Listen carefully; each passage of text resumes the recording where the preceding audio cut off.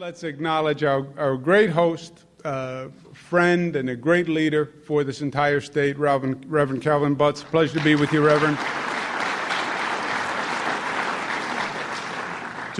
We have two great co-chairs. One is the president of Hofstra University, President Rabinowitz. We thank him very much for his leadership.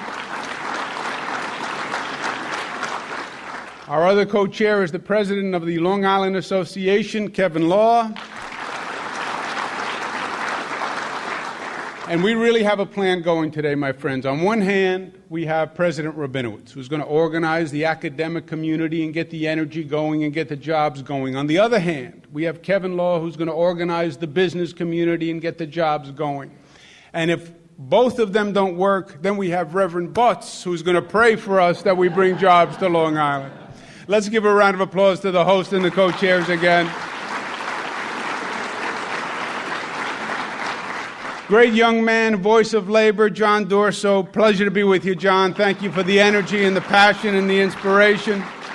Great county executive, host county executive, my friend, Ed Bengano. Pleasure to be with you, county executive. Harvey Wiesenberg, assemblyman, thank you. Pleasure to be with the entire delegation. And Senator Dean Skelos and our colleagues. Let me say this about Dean Skelos. We have had Dean's word was remarkable. They'll use the word historic, but this legislative session, the session is from January to June, it worked. It worked. It worked for the people of the state of New York. It worked for the people of their districts. We put the politics aside, and you saw government function. And you saw government function in a way that it hasn't functioned, frankly, in many, many years. And the credit for that really goes to the people who are here today. Dean Skelos took me as a rookie governor. He was very, very kind to me personally. We did have that one emotional moment, which was a good one, and it turned out fine. But we worked together. We put the politics aside. This was a very tough landscape. It was not an easy situation. It was not an easy deck of cards we were handed. And he was a leader. He was a visionary. He was kind to me personally. He led his conference. He worked mutually and collegially with the other house, and he deserves a tremendous thanks from the people of this state, Senator Dean Skelos.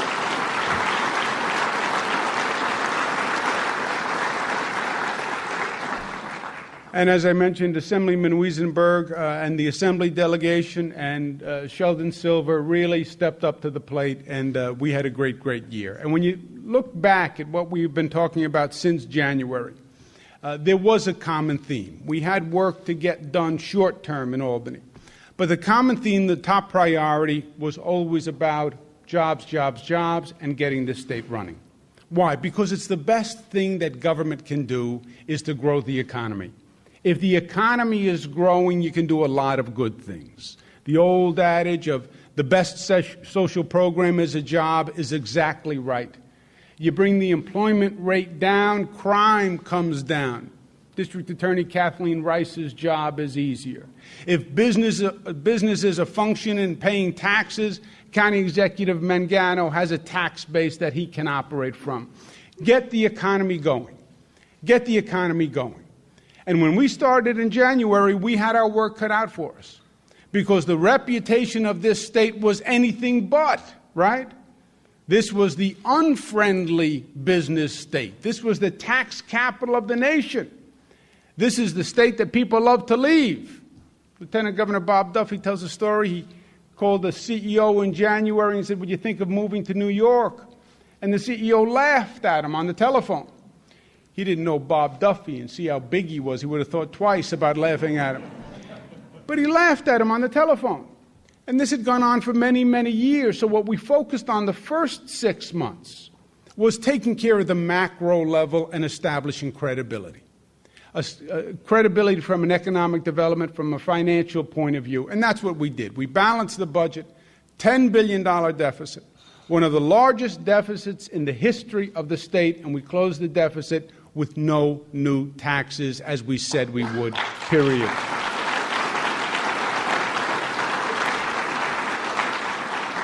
We passed the property tax cap, which is going to make a tremendous difference on Long Island, as you know.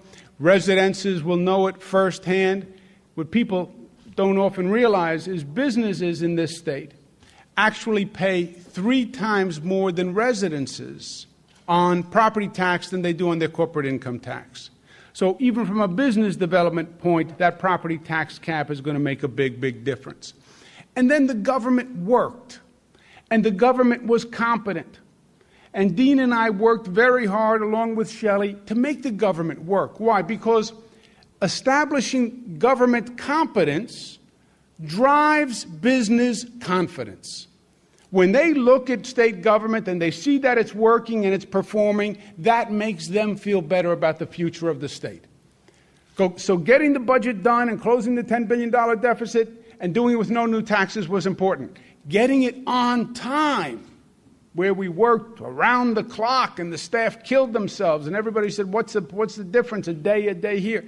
Getting it done on time. When you could say this is a professional government that performs, getting the session completed on time, doing it as professionals, without the name-calling, without the hysterics, without the politics, it gave business confidence. And I am telling you, we are in a fundamentally different position today than we were 6 months ago. Businesses are looking at this state differently. And when you look at the way this state is doing, compared and relative to the other states, we're doing magnificently well. So phase 1 is complete. We established basic credibility and competence for the state of New York. And we started to turn around that reputation that New York was the anti-business state. And we're communicating that all sorts of ways, and we'll continue to communicate it. We're starting a New York Open for Business campaign that is going to broadcast that nation to businesses across the state and across the nation. But phase 2 now starts. And what is phase 2? Phase 2 is taking that economic development message and bringing it home and developing the economies locally. Why? Because the state cannot develop the economy on Long Island. There is no one state economy. We can set the table and we can establish the credibility and the reputation, and we've done that, and we're going to do more. But the economy on Long Island is going to be developed right here, because we have different regions in this state with all different economies. Buffalo's issues are different than Long Island's issues. What's going to work in the Adirondacks is different than what's going to work here. What's going to work in the Finger Lakes is different than what's going to work here. What's going to work in Manhattan is different than what's going to work here. There's a different set of problems and challenges and opportunities that exist. That's where you come in. And that's where your skills and your time and your organization and your mobilization is going to determine the future.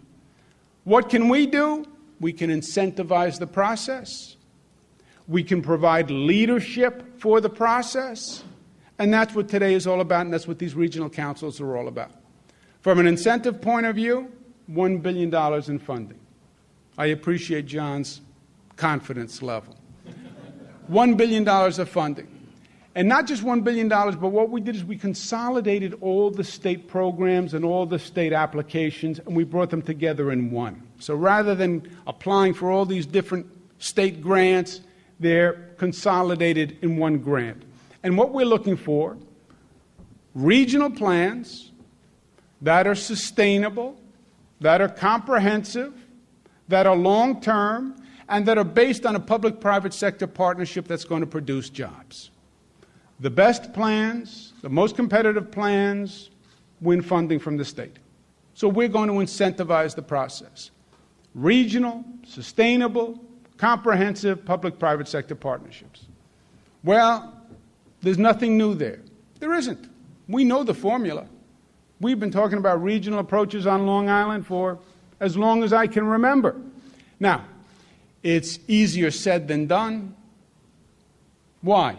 Because regional is the right template, but we are still organized in subdivisions and units that defy regionalism, right? We still have county lines, we have town lines, we have village lines, and they're not just lines on a map. It's hard to reach across that line and put your arm across that line and really come up with a regional transcendent strategy. We talk about comprehensive approaches. We talk about sustainable approaches. We talk about barrier removal. We talk about addressing the affordable housing problem here on Long Island, which we've been talking about for a lot of years. Easier said than done. But this is the opportunity to do it. We have the incentive on the table. We're providing the leadership. We're going to organize all the state agencies. Can't blame the state anymore. You can't point at the state. We did what we had to do, and we're here to partner with you. The leadership that we're providing on this council has all the interests right there. Now, the last step is up to you. My last point is this. Focusing on this economic development, which we've been doing over the past few weeks, brought me back to the old days when I was in Washington for 8 years during the Clinton administration. I was HUD secretary, where basically I did economic development, and I did this basic approach all across the country. And during those 8 years, I worked literally in every state in the United States. I was in most states over 10 times during that period of time. So I saw everything else that is out there. I saw the beautiful parts of this country. I saw the not-so-beautiful parts. I saw all the monuments, all the historic places. I've seen everything. I am telling you, as someone who has been there, done that, and seen everything in this nation, there is no state or no region that has anything over on Long Island. None of them.